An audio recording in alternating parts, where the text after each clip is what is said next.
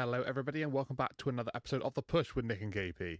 I'm KP and here today we're going to be running through an NXT recap. This is the May 19th edition of the show, and as per usual here on the channel we're going to go through things across the course of the night from start to finish, breaking everything down, getting the reactions and discussing all of the happenings. So let's go into our first segment of the evening, and this was a tag team matchup between Cam Hendricks and Mason Rook teaming together to take on the team of Miles Bourne and Tony D'Angelo. An opportunity here to see a couple of new debuts here to NXT. Obviously, we've had Mason Rook and Cam Hendricks appear a couple of times on NXT recently, but in terms of in-ring competition, first chance to really see what these guys are all about and what they can do against, two of NXT's men's champions in Miles Bourne and Tony D. This was a pretty fun match, to be fair. We had a lot going on in this one. Lots of nice sort of like action here from start to finish, really non-stop, to be honest with you. And it basically comes down to a situation where towards the very end, Miles Bourne, he's starting to roll with it, and the NXT North American champion. He looks to hit a springboard Bourne again on Mason Rook. Before then, we see Tavion Heights coming on down to attack Cam Hendricks, who's at ringside, so possibly coming on to maybe try and aid Miles Bourne. Obviously, we've seen a little bit of sort of discourse between the two men recently, but in terms of like actually getting involved in matches, this is the first time we've seen this. Tavion Heights does hit Cam Hendricks, accidentally knocking him into Miles Bourne. That sort of distracts him momentarily. It doesn't do too much damage or anything, but a very big distraction nonetheless. And with Miles distracted by that, he starts to recompose himself, looks for the Bourne again, but unfortunately for himself, when he goes to hit it, Mason Rook does catch him.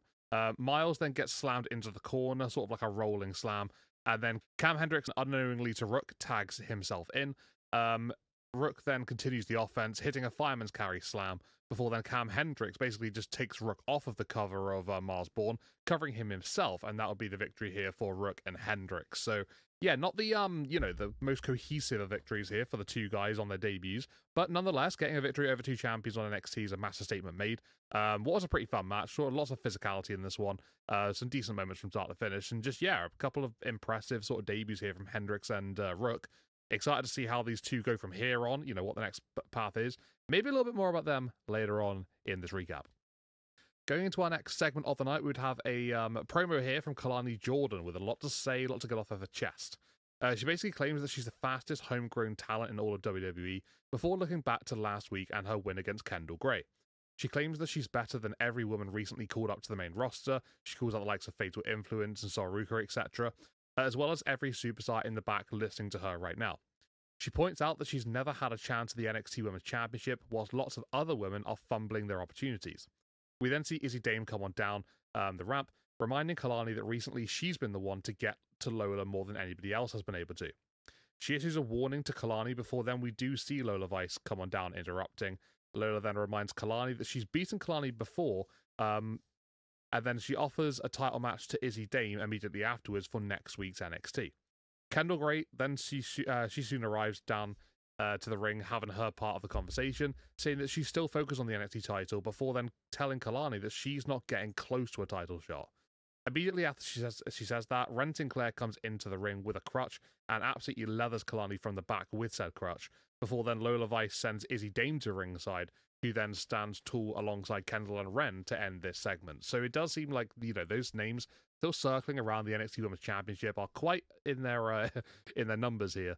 But we do know that it's going to be Lola Vice and Izzy Dame next week for that title, so we'll see who prevails in that championship match next week. Coming up after that, we would have a one-on-one matchup here for Tristan Angels to keep his momentum rolling here on NXT since his arrival. He goes one-on-one with Romeo Moreno. This was a opportunity for Tristan to basically compete in singles action for the first time since being on the show. And this was a pretty decent matchup from both men. For those of you that maybe don't know most about these guys, they've done a little bit in Evolve recently. Actually are quite fresh on the scene, to be fair to Evolve. So they are relatively new to WWE in terms of televised programming. But generally quite decently, just seasoned in the ring. Just, good stuff to offer from both men. But it was a decent enough matchup. Enjoyed this one. We do see Tristan Angel pick up the win in the end via a jumping knee drop onto the back of the head of Romeo, and that would be the 1-2-3 for Tristan. Post-match, we do see him pick up the mic, though, saying that Shiloh Hill, who is in the crowd watching this one from the audience, says that Shiloh is exactly where he belongs, with plebs. Shiloh says that he started off his campaign to become Mr. NXT, asking if the crowd want to see him or Tristan take that accolade. He then proceeds to have a photo on the Tron be showed, which is an old photo of Tristan in a top hat, possibly at a wedding or a event in the past. Tristan says Shiloh and the NXT Universe's opinions don't matter, before then warning Shiloh that he'll pay for attempting to ruin his perfect NXT debut. So it looks like these two men are going to definitely lock horns at some point very, very soon, possibly in the ring in terms of a matchup. Looking forward to that taking place, but for now, Tristan Angel with a big win here over Romeo Moreno. Decent enough stuff from Tristan. So going into our first of two championship matches, next we would have the Women's North American title on the line, Tatum-Paxley defending against Lizzie Rain.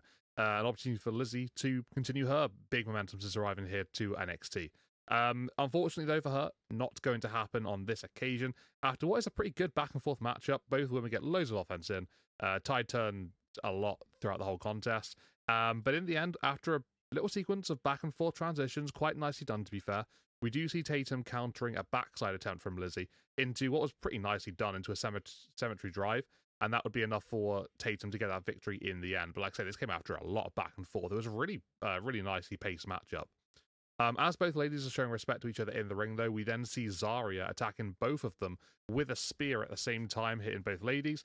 And then she would take on one by one, hitting an F5 onto each of them, laying them both out, and standing tall with that Women's North American Championship to end this segment. But yeah, it clear as day, Zaria is next in line, seemingly as far as she's concerned, for a shot against Tatum-Paxley, now that Lizzie Rain has had an opportunity, and unfortunately for herself, squandered it. But a big win for Paxley, and it's Zaria who's possibly coming up next.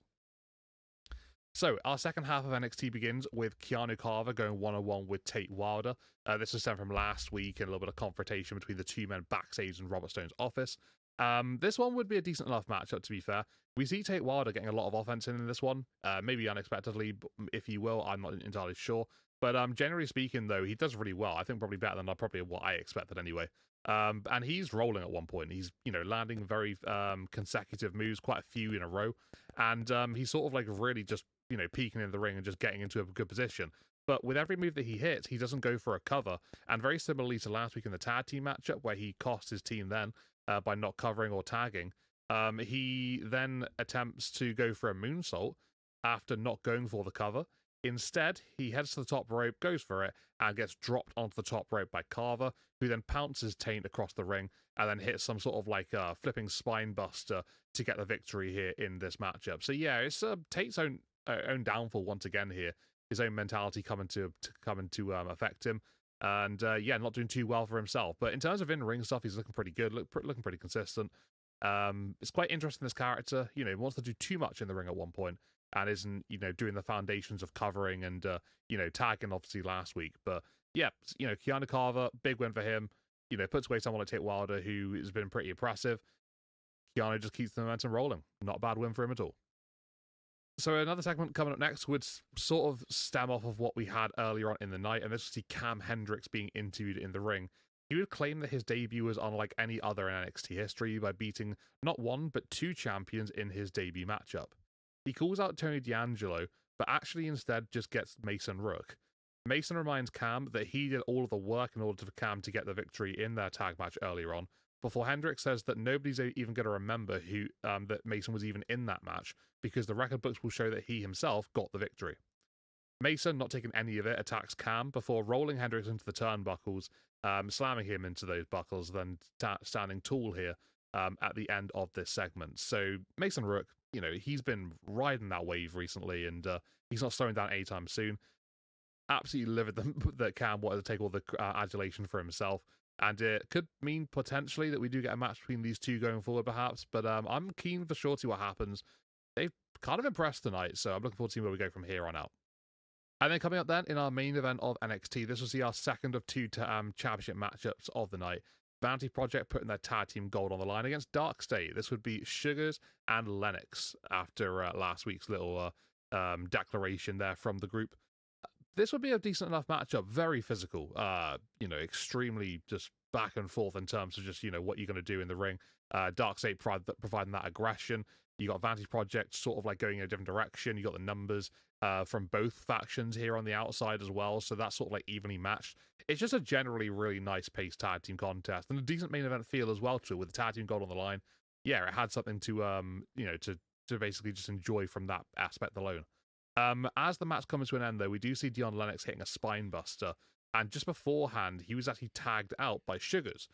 In the confusion afterwards, we do see Sugars attempting to do a Vanty Project, but he gets rolled up by Ricky Smokes, and that would be a successful defense for Vanty Project in the end. As the match comes to an end, Vanty Project quickly clear the scene. They get out of there. Post-match, we do see Osiris and Cutler. They are sort of just, very sort of aggressively circling around Lennox, basically reminding him that last week, if Sugars and Lennox lost this one, there'd have to be a change in darkstate. Lennox seems a little bit taken aback by the sort of aggression from the two men, and instead of doing anything towards Lennox, they immediately swarm over to Sugars. They start beating him down, and then that sees Lennox getting involved in the beatdown as well, joining the two, and they absolutely dismantle Shaquan Sugars.